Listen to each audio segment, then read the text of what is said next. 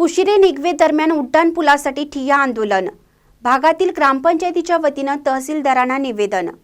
कुशिरे निगवे दरम्यान उड्डाणपूल मागणीसाठी ठिय्या आंदोलन आज सकाळी करण्यात आलं. महामार्ग प्राधिकरणाच्या लेखी आश्वासनानंतर आंदोलन स्थगित करण्यात आले. नव्याने सुरू केलेल्या राष्ट्रीय महामार्ग क्रमांक 166 वर कुशिरे निगवे दरम्यान उड्डाणपूल बांधावे या मागणीसाठी आज सकाळपासून ठिय्या आंदोलन करण्यात आले. यावेळी भागातील सर्व ग्रामपंचायतीच्या वतीनं मागण्यांचं निवेदन पन्हाळा तहसीलदार माधवी शिंदे यांना दिलं. कुशिरे निगवे येथे सकाळपासून ठिय्या आंदोलन सुरू असताना महामार्ग प्राधिकरणाचे कोल्हापूर विभागाचे प्रकल्प संचालकांचे लेखी आश्वासन व आंदोलकांशी फोनवरून आश्वासक चर्चा झाल्यानंतर हे आंदोलन स्थगित करण्यात आलं.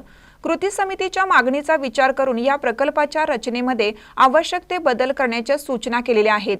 त्या सूचना सक्षम अधिकाऱ्यांच्या मंजुरीसाठी पाठवण्यात येतील अशी माहिती महामार्ग प्राधिकरणाच्या पत्रातून दिलेली आहे. तसेच याबाबत मंगळवारी बैठकही आयोजित करण्यात आली आहे. दरम्यान आंदोलनामध्ये परिसरातील नागरिकांनी उत्स्फूर्त सहभाग घेतला.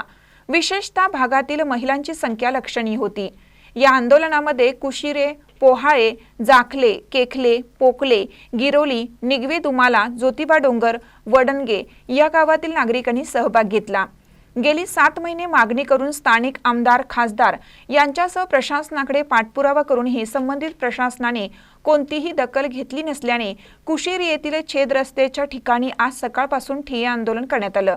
राष्ट्रवादी जिल्हाध्यक्ष बाबासाहेब पाटील आसुर्लेकर, भाजपा महिला मोर्चा प्रदेश सचिव डॉक्टर स्वाती पाटील, माजी जिल्हा परिषद सदस्य प्रकाश पाटील, पन्हाळा तालुका माजी सभापती अनिल कंदुरकर, पृथ्वीराज सरनोबत, शिवसेना उभाटा तालुका अध्यक्ष बाबासाहेब पाटील, पोहाळे येथील इंद्रायणी चौगले, ज्योतिबा ग्रामपंचायत सदस्य सुनील नवाळे यांनी मनोगत व्यक्त करून या आंदोलनाला पाठिंबा दिला.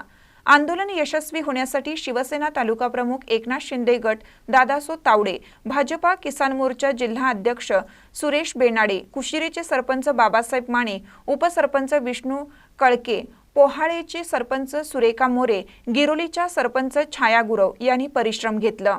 महानकर न्यूजसाठी दत्तात्रय धडेल, पन्हाळा.